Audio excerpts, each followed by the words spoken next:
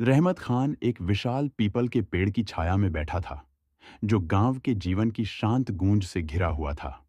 उसके झुर्रियों वाले हाथों में एक घिसी हुई लकड़ी की छड़ी थी, जो उसकी उम्र और बुद्धिमत्ता का प्रमाण थी। पास में उसके पोते खेल रहे थे। उनकी हंसी हवा में उड़ रही थी और वे धूल भरी गलियों में एक दूसरे का पीछा कर रहे थे।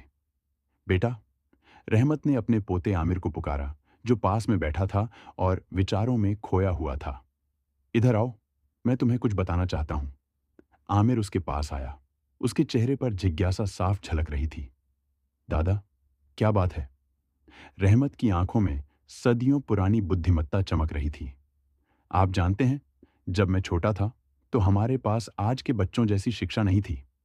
हम स्कूल या विश्वविद्यालय नहीं गए, लेकिन हमने अपने बड़ों से, जमीन से और जीवन से ही सीखा। आमिर ने उत्सुकता से सिर हिलाया। हमें हर किसी का सम्मान करना सिखाया गया था, चाहे उनकी पृष्ठभूमि या मान्यताएं कुछ भी हों। हमारे बुजुर्गों ने हमें दया, करुणा और आज्ञाकारिता का मूल्य सिखाया। हमने सवाल नहीं किया, हमने बस प्यार और सम्मान के कारण उनका पालन किया। रहमत ने यादों में खोकर विराम लिया। लेकिन अब आप युवाओं के पास जितनी शिक्षा और ज्ञान है, मैंने कुछ अलग देखा है। आप सवाल करते हैं, बहस करते हैं और कभी-कभी आप अवज्ञा भी करते हैं। आमिर ने थोड़ा शर्मिंदा होकर नीचे देखा। रहमत की आवाज नरम हो गई। मैं ये नहीं कह रहा हूं कि यह सब बुरा है बेटा। शिक्षा दरवाजे खोलती है, दिमाग को व्यापक बनाती है और प्रगति लाती है।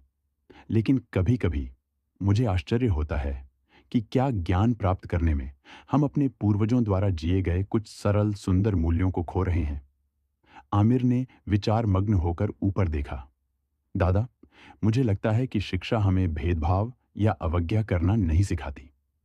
हम उस शिक्षा का उपयोग कैसे करते हैं, यह महत्वपूर्ण है। हमारे पूर्वज किताबों में भले ही कम पढ़े लिखे रहे हों, लेकिन वे जीवन और मानव स्वभाव के मामले में बुद्धिमान थे। रहमत मुस्कुराया। उसकी आंखें गर्व से चमक रही थीं। तुम सही कह रहे हो आमिर। शिक्षा एक साधन है, और किसी भी साधन की तरह इसका मूल्य इस बात में निहित है कि हम इसका उपयोग कैसे करते हैं। आइए, इसका उपयोग पुल बनाने के लिए करें, दीवारें नहीं। समझने के लिए, विभाजित करने के लिए नहीं।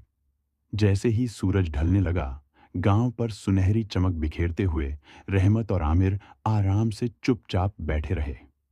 शाम के आसमान में सितारों को टिमटिमाते हुए देखते रहे। बूढ़े आदमी के शब्द हवा में गूंज रहे थे, परंपरा और प्रगति, ज्ञान और बुद्धि के बीच संतुलन की याद दिलाते हुए।